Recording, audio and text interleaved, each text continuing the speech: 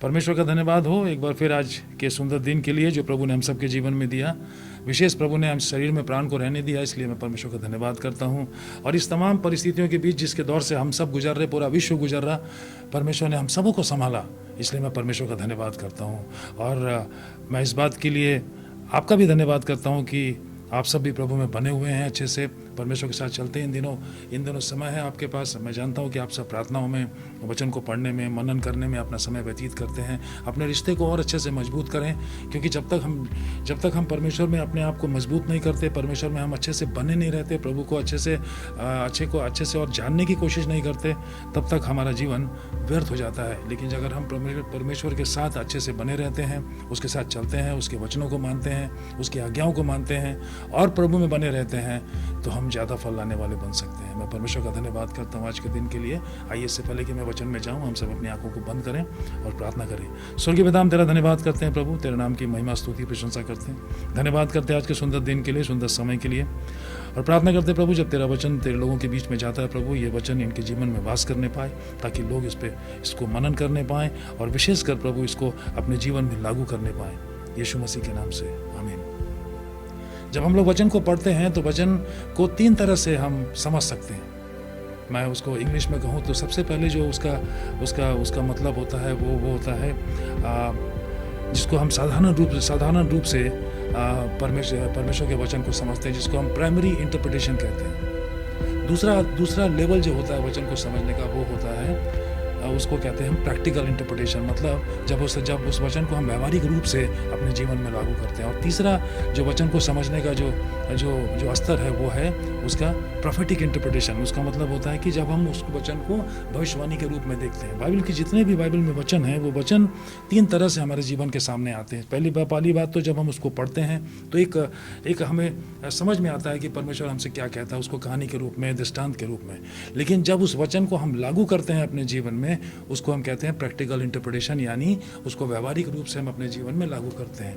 और जब लागू हम करते हैं, उसके बाद हम प्रभु के साथ चलना शुरू करते हैं। फिर परमेश्वर अपने उन्हीं वचनों में से उन भविष्यवाणियों को हमारे सामने प्रकट करता है, जो आने वाले दिनों में हम सब इस पृथ्वी पे होता हुआ देख रहे हैं, अंत के दिनों में। आज मैं आपसे कहना ये चाहता हूँ कि कैसे एक प्रभु का जन जो परमेश्वर में चलता है, प्रभु को जानता है, कैसे वो फलवंत जीवन जी सकता है। क्योंकि बाइबल कहती है इस बात को कि जो डाली फल नहीं लाती वो काट डाली जाती है।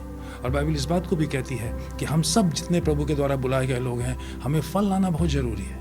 कैसे हम अपने जीवन को आशीषित करें, कैसे हम जीवन को फलवंत बनाएं, ताकि हम फल लाने वाला बन सकें, परमेश्वर के लिए भी और साथ साथ दूसरों के लिए भी हम आशीष का कारण बन सके। अपने जीवन के लिए तो आशीष का कारण बने ही, साथ साथ दूसरों के लिए भी। हम अगर वचन को देखेंगे तो हम देखेंगे यूहन्ना की किताब, उसका 15वां अध्याय 4 वचन में यीशु मसीह यूं कहता है, no branch can bear fruit by itself but only if it remains united with me with the vine, no more can you bear fruit unless you remain in me. यहाँ ये कहता है परमेश्वर की अगर जो डाली मुझ में नहीं बनी रहती, वो फल नहीं ला सकती। परमेश्वर का कहने का मतलब ये है कि अगर तुम मुझ में बने रहोगे तो तुम एक फलवंत जीवन को जी सकते हो। हम देखते हैं कि जीवन में हर इंसान के पास एक मकसद होता है, एक गोल होता है, जिसको लेके वो अपने जीवन में चलता है। आमतौर पे चाहे वो नौकरी हो, पढ़ाई हो, चाहे वो बिजनेस हो, जीने के लिए उसको कुछ करना पड़ता है। सबके पास एक सपना है, एक मकसद है, गोल है। लोग उसको लेके चलते हैं और चलते चलते उसको पूरा करने की कोशिश भी करते हैं, बहुत मेहनत करते हैं और बहुत परिश्रम करते हैं उसको करने में। लेकिन एक समय आता है जब हम देखते हैं कि वो इंसान रुक सा जाता है और साथ साथ जो समय है वो भी निकलता चला जाता है। उम्र भी उसके जीवन में बढ़ता चला जाता है और वो फिर ये सोच के रुक जाता है कि चलो जो कुछ भी मैंने पाया शायद मुझे इतना ही पाना था। लेकिन मेरे प्रियो, आप एक बात को जानें, अगर हम सब जो प्रभु में बने हैं, हमारी ऊंचाई वो है जो परमेश्वर ने कल्पना करके रखी है। और परमेश्वर चाहता है कि हम में से प्रत्येक जो प्रभु के द्वारा बुलाया हुआ जन है, वो एक उस ऊंचाई पे चला जाए जिस ऊंचाई पे हमारी सोच नहीं, परमेश्वर जिस ऊंचाई पे हमको देखना चाहता है। और ये तभी संभव है जब हम यीशु मसीह में बने रहेंगे और उसके साथ हम अच्छे से चलते रहेंगे। कई बार जीवन में इस प्रकार का समय भी आता है जब हम देखते हैं कि जो हमने सपने देखे, जो हम दर्शन को लेके चलते हैं, जो मकसद को लेके चलते हैं, वो धीरे धीरे धुंधला पड़ने लगता है और हमारे अंदर एक निराशा सी आ जाती है और हम सोचते हैं कि शायद हमारे लिए यही काफ़ी है और हम वहीं पर रुक जाते हैं। यही हुआ इस समय जब ये परमेश्वर ये वचन को अपने शिष्यों के साथ के सामने कह रहा था। तो वो जानता था कि मैं इसके बाद चला जाऊंगा पिता के पास, और ये जब पीछे से चलेंगे अकेले तो शायद इनके मन में वो बातें धुंधली हो जाएंगी जो मैंने इनको सिखाई हैं। और मैंने जो बातें इनको सिखाई हैं वो सिर्फ इनके लिए नहीं वरन वो पूरे विश्व के लिए था। और परमेश्वर चाहता था कि वो फल लाने वाला बन सके। लेकिन प्रभु को ये इस बात का पता था कि मेरे जाने के बाद इनको कोई दोबारा रिमाइंड करने वाला नहीं होगा, इनको याद दिलाने वाला नहीं होगा, ये निराश हो जाएंगे और शायद ये आगे नहीं बढ़ पाएंगे। आज हमारी और आपकी स्थिति भी ऐसी है। हम सोचते हैं शायद यीशु प्रभु हमारे साथ नहीं है इस तकलीफ की घड़ी में, और हम निराश हो जाते हैं। कोई भी समस्या आती, छोटी से बड़ी, चाहे वो नौकरी से संबंधित हो, बिजनेस से हो, पारिवारिक रिश्ते में हो, पढ़ाई में हो, किसी भी प्रकार से हो, तुरंत निराशा हमारे सामने आ जाती है। हम ये भूल जाते हैं कि हमें करना क्या है। और इसी बात को परमेश्वर रिमाइंड करा रहा था उनको कि अगर तुम मुझ में बने रहोगे तो तुम एक फलवंत जीवन को जी पाओगे, तुम फल को लेके आने वाले बन सकोगे। इस बात को मेरे प्रियो समझना जरूरी है कि प्रभु से रिश्ता रखने के द्वारा ही हम अपने जीवन को फलवंत बना सकते हैं। और सिर्फ अपने जीवन को ही नहीं वरन हम अपने जीवन से दूसरों के जीवन को भी आशीषित कर सकते हैं।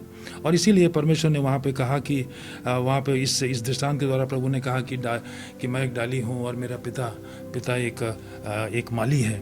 और यीशु मसीह ये कह रहा था वहाँ पे कि I am the vine, my father is the vine dresser, I am the vine, you are the branches. मैं वो डाली हूँ, मैं वो लता हूँ, तुम उसकी डालियाँ हो, तुम उसकी शाखाएं हो। और अगर तुम इस प्रकार से मुझ में बने रहते हो तो तुम ज़्यादा फल लाने वाले बन सकते हो। ये जो वाइन के बारे में परमेश्वर कह रहा था उन दिनों में, ये इसलिए प्रभु ने इसकी चर्चा यहाँ पे की क्योंकि उन दिनों पैलेस्टीन में एक पौधा होता था जो वाइन का वृक्ष होता था। वो इस प्रकार से इतना बढ़ता था कि वो अगर कोई घर वाला उसको घर के सामने लगाता हो तो वो पूरे घर को भर देता था अपनी शाखाओं से। इसलिए यीशु मसीह ने इस उदाहरण को यहाँ पे दिया, चूंकि वहाँ उस समय के लोग इस बात को जानते थे और उस वाइन के पेड़ को भी पहचानते थे कि वो किस प्रकार से बढ़ता है। तो इसलिए यीशु मसीह ने इस वाइन के पेड़ का उदाहरण यहाँ पे दिया। और सबसे जो जरूरी समझने की बात यह है कि जब हम यीशु मसीह में बने रहते हैं और हम इस बात को समझते हैं कि प्रभु में बने रहने के द्वारा हम फल लाने वाला बन सकेंगे, तो हमें इन बात को समझना भी जरूरी है कि परमेश्वर में जब हम बनते हैं तो प्रभु का एक तरीका है जो हमारे जीवन को लेके चलने का, उसको हम इंग्लिश में कहते हैं प्रूनिंग करना। अगर हम देखते हैं जो किसान लोग हैं वो जानते हैं इस बात को, क्योंकि वो पेड़ को काटते हैं, छांटते हैं ताकि उसमें से अच्छे पौधे आएँ, अच्छे पत्ते आएँ, ताकि वो पेड़ ज़्यादा फल दे और फल दे सके। उसको प्रूनिंग बोलते हैं। और प्रूनिंग इज़ वेरी नेसेसरी। और ये जो काट छांट है ये बहुत ज़रूरी है हमारे जीवन में, ताकि हम ज़्यादा फल लाने वाले बन सकें। और इसीलिए इस बात को जानना भी ज़रूरी है कि पेड़ में दो प्रकार के ब्रांचेस होते हैं, दो प्रकार की शाखाएं होती हैं। एक शाखा वो होता है जो ज़्यादा फल लेके आता है, और एक शाखा वो होता है जिसमें सिर्फ पत्ते ही पत्ते होते हैं।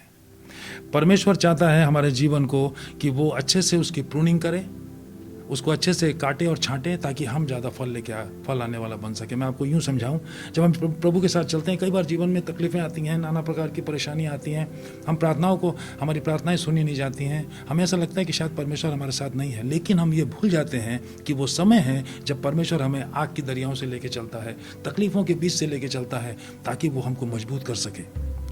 आज भी समय यही है जिस समय से हम गुजर रहे, जिस दौर से आप गुजर रहे, इस समय परमेश्वर की महिमा करें, प्रभु की स्तुति करें, क्योंकि परमेश्वर को सब पता है कि पृथ्वी के ऊपर क्या हो रहा है। और वो ये भी जानता है कि आपके जीवन में प्रत्येक एक शख्स जो इस समय बैठा है, इस समय इस वीडियो के माध्यम से मुझको सुन रहा है, सबके जीवन को परमेश्वर पहचानता है और इस बात को जानता है कि आपके जीवन में क्या हो रहा है, क्योंकि सारा कंट्रोल इस समय परमेश्वर के हाथ में ही है। इसलिए आप इस बात को ना भूलें कि परमेश्वर ने हमें छोड़ दिया।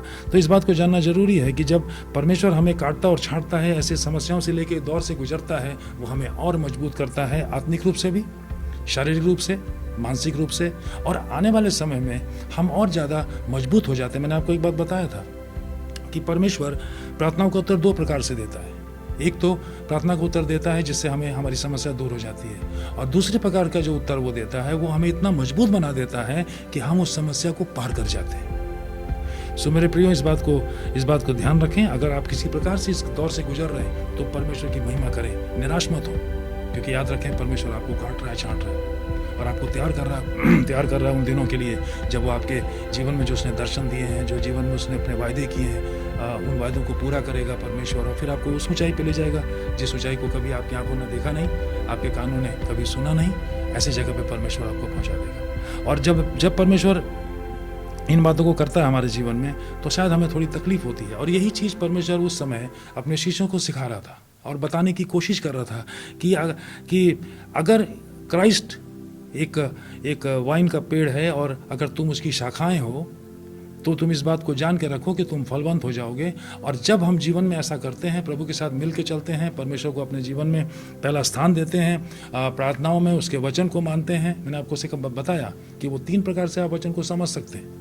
जब आप पहली बार वचन को सुनते हैं, आप उसको सुनने वाला बनते हैं, फिर आप उसको व्यवहारिक जीवन में लेके आते हैं, और फिर जब आप उस पर चलना शुरू करते हैं, परमेश्वर अपनी बातों को आपके ऊपर प्रकट करना शुरू कर देता है।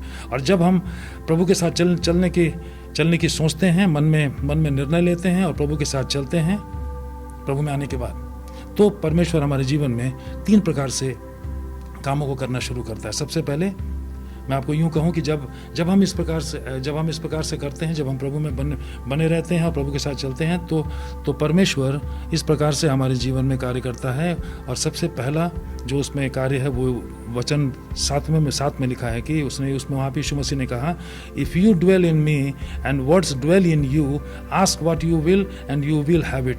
प्रभु कहता है कि अगर तुम मुझ में बने रहो और मैं तुम में बना रहूं, तो जो कुछ भी तुम मांगोगे वो तुम प्राप्त करोगे। परमेश्वर के कहने का मतलब ये है यहाँ पे कि अगर हम यीशु मसीह में बने रहते हैं, बने रहने का मतलब हम प्रभु के साथ चलते हैं, परमेश्वर को जीवन में पहला स्थान देते हैं, उसके वचनों को, उसकी आज्ञाओं को मानते हैं, तो परमेश्वर हमारे साथ वो कार्य करता है जिसमें हमें ज़्यादा खुशी मिलती है और हमें तरक्की मिलती है। प्रभु के कहने का मतलब ये है कि प्रार्थनाएं जो हम करते हैं, सामर्थ्य प्रार्थनाएं, वो तभी अच्छा उत्तर लेके आती हैं जब हमारा संबंध परमेश्वर से होता है। इसीलिए कई बार प्रार्थनाएं हमारी खाली चली जाती हैं, क्योंकि सामर्थ्य प्रार्थना यीशु से अच्छे रिश्ते रखने के द्वारा ही आती है। और अगर हमारा रिश्ता अच्छा नहीं है परमेश्वर से, तो हम देखेंगे कि हमारी प्रार्थनाएं वो उत्तर लेके नहीं आ पाती हैं हमारे जीवन में जिसकी हमें इच्छा है। इसका मतलब ये हुआ कि one who dwells in Christ, एक वो व्यक्ति जो परमेश्वर के साथ रहता है, निश्चय मानिए कि वो परमेश्वर की इच्छाओं को जानने की कोशिश करेगा। और जब वो परमेश्वर की इच्छाओं के द्वारा प्रार्थना करेगा, तो वो प्रार्थनाओं का उत्तर पाएगा। और ऐसे उत्तर को देने में परमेश्वर को खुशी होती है। मैंने आपको बताया था हन्ना के बारे में, संतान नहीं था उसके पास, वो कई दिनों से प्रभु के मंदिर में सेवा करती थी, परंतु संतान नहीं था, रोती थी, गिड़गिड़ाती थी। लेकिन जिस दिन उसने कहा कि प्रभु ये बच्चा मैं आपको दे दूंगी, उसी दिन स्वर्ग ने इस प्रार्थना को सुन लिया और हन्ना के संतान हुआ। और हन्ना की संतान सिर्फ एक नहीं, उसके बाद हन्ना के 5 और संतानें हुई। तो ये वो महत्वपूर्ण प्रार्थना थी जब उसकी प्रार्थना प्रभु की इच्छा से मिल गई। तो ये हमारे जीवन में भी ऐसा होता है। और जब हम देखते हैं कि जब सीखने वाली बात यहाँ पे ये है कि कभी कभी हम देखते हैं कि हमारी प्रार्थना का उत्तर नहीं मिलता है, हमारी प्रार्थना का जीवन निराश हो जाता है, डल सा हो जाता है, रुक सा जाता है, एक ऐसा लगता है जैसे खाली सा हो गया। और हम दूसरों को दोष लगाने की कोशिश करते हैं, शायद हमारी परिस्थितियाँ इसलिए ऐसी खराब हो गई। लेकिन हमें इस समय खोजना चाहिए कि क्या मेरा रिश्ता परमेश्वर से सही है? क्या मैं उस पेड़ में, उस डाली के समान मैं जुड़ा हुआ हूँ? क्या मेरा रिश्ता परमेश्वर से है? हमें इस बात को खोजने की और चेक करने की आवश्यकता है। आज आपके लिए भी ये समय है, अपने आप को जांचें और देखें कि क्या आपका रिश्ता परमेश्वर से अच्छा है। दूसरी बात, जब हम प्रभु के साथ चलते हैं, तो मैंने आपको बताया कि 3 बातें होती हैं हमारे साथ जीवन में जब हम यीशु मसीह में बने रहते हैं। दूसरी बात ये, the second thing that Jesus claimed was God is glorified through a life like that. यीशु मसीह का कहने का मतलब ये था कि जब हम चलते हैं प्रभु के साथ, तो परमेश्वर को हमारे जीवन से महिमा मिलती है। जब हम ऐसा जीवन जीते हैं जिसमें परमेश्वर हमारे जीवन में बना होता है, तो इससे परमेश्वर को, पिता को महिमा मिलती है। वचन 8 में लिखा है, this is my father's glory that you may bear fruit in plenty and so be my disciple. It is the fruit you see of our life that gives God glory. फल का मतलब यहाँ होता है, मैं इसको आपको हिंदी में समझा दूँ पहले। प्रभु का कहने का मतलब ये है यहाँ पे कि जब हम प्रभु में बने रहते हैं, तो हम बहुतायत का फल लाते हैं, और वो फल के द्वारा पिता को महिमा मिलती है। ये फल क्या है? फल को समझना जरूरी है। फल हमारे अच्छे शब्द नहीं, हमारे अच्छे कार्य नहीं। हम प्रभु में आए, ये अच्छी बात है। हमने अपना जीवन दिया परमेश्वर को, ये भी अच्छी बात है। फल है ये है कि जब हम प्रभु में बने रहते हैं, तो हम भूखों को भोजन देते हैं, we feed the hungry, we visit the sick, we clothe the naked.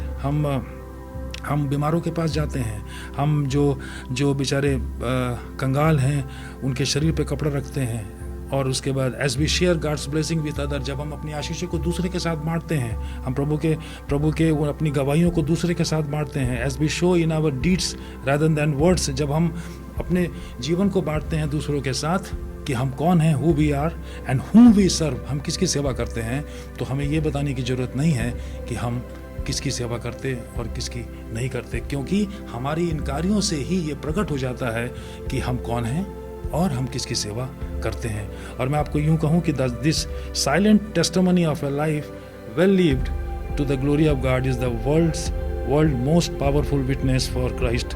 ये जो गवाही है, जिसके द्वारा जो काम मैंने आपको बताया, जब हम ऐसा कार्य करते हैं, ये एक ऐसी गवाही है जो इतनी सामर्थी है कि वो परमेश्वर को दिखाती है और यीशु मसीह को हमारे जीवन से गवाही के रूप में पेश करती है। तीसरी बात, जब हम प्रभु में बने रहते हैं तो तीसरी बात क्या होती है? The third thing that happens is Joy. और तीसरी बात है, हमारे जीवन में जो होता है वो एक आनंद की भरपूरी आती है। जब प्रभु से हम रिश्ता रखते हैं, प्रभु के साथ चलते हैं, तो आप देखेंगे, मैं हमेशा कहता हूँ इस बात को, मैंने कई बार लोगों को देखा है, वो वचन बहुत जानते हैं, बाइबल को बहुत जानते हैं, बहुत अपने आप को अपने आप को ज्ञानी समझते हैं बाइबल का, लेकिन उनके जीवन में जॉय नहीं है। मैंने आपको एक बार बताया था कि वचन में लिखा है कि परमेश्वर का आनंद मेरी ताकत है।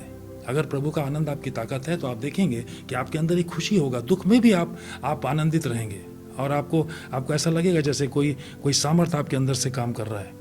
और इसीलिए यीशु मसीह इस बात को कहता है कि I have spoken this to you so that my joy may be in you and that your joy may be complete. प्रभु कहता है कि मेरा आनंद तुम में बना रहे ताकि वो आनंद तुम्हारे जीवन में सारे कार्यों को पूरा कर सके। और इसीलिए मैं आपको इस बात को बताऊं कि इस पूरे पृथ्वी पे आप खुशी को खोजेंगे, आपको कहीं खुशी नहीं मिलेगी।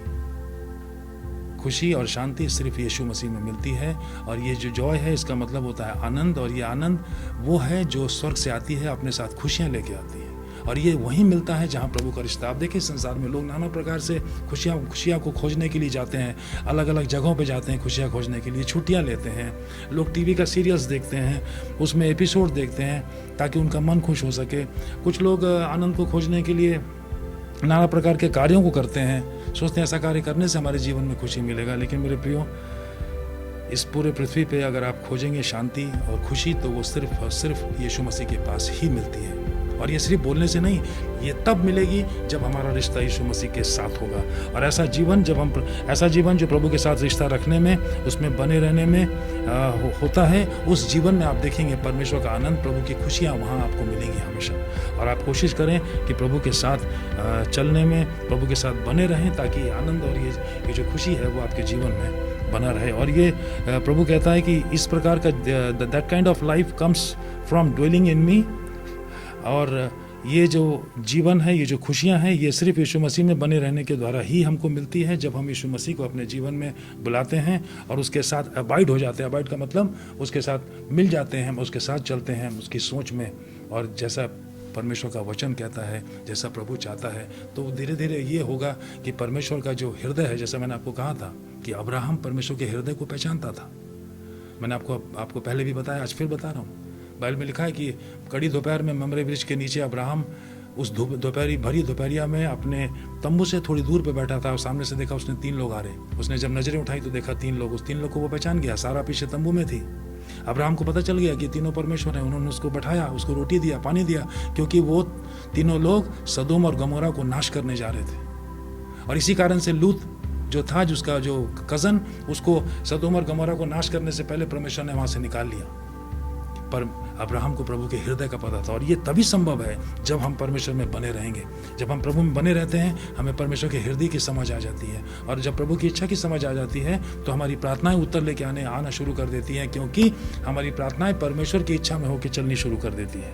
और इसीलिए मैं आपसे आज के दिन फिर गुजारिश करूंगा कि ये समय है, इस समय अपने आप को तैयार करें आप अच्छे से। अगर आपको लगता है कि मेरे जीवन में कमी रह गई तो उसे पूरा करने की कोशिश करें। अच्छे से प्रभु से अपना संबंध बनाएं, एक ऐसा रिश्ता बनाएं जो उस शाखा के समान हो। जैसे प्रभु ने कहा कि अगर तुम मुझ में बने रहोगे और मैं तुम में बना रहूँगा तो निश्चय जानिए जो कुछ भी प्रार्थना हम करेंगे परमेश्वर स्वयं से हमारी प्रार्थनाओं को सुन के उसका उत्तर देगा। मेरे प्रियो, मैं यही चाहता हूँ आपसे, और मेरी यही आशा है और प्रार्थना है आपके लिए कि परमेश्वर आपके जीवन में वास करे। आप भी प्रभु के साथ चलें, घबराएं मत, चिंतित मत हों, क्योंकि बाइबल में लिखा है कि जब समय पूरा होता है परमेश्वर चला आता है। आपकी तकलीफ और आपके समय के बीच में परमेश्वर आके खड़ा हो जाएगा। इसलिए आप विश्वास रखें, प्रभु के साथ चलें और अपने जीवन को और ज़्यादा प्रभु के हाथ में सौंप दें ताकि आप परमेश्वर को जान सकें और आप एक अच्छा फलवान जीवन जी सकें और एक अच्छा फल लाने वाला बन सकें। जब हम यीशु मसीह में, मैंने आपको बताया कि जब हम यीशु मसीह के साथ चलते हैं, उसमें बने रहते हैं, उससे अच्छा रिश्ता रखते हैं, प्रार्थनाओं के द्वारा, उसके वचन को समझने के द्वारा,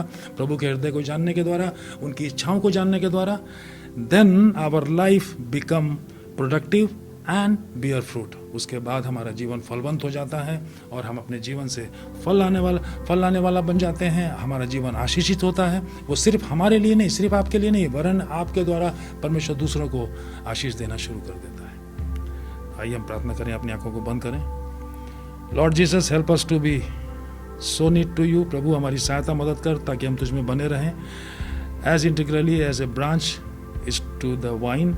हम उस लता में एक शाखा के रूप में बने रहें, that your life, your power, your strength will have inhabited ways of flowing into us and through us into the world.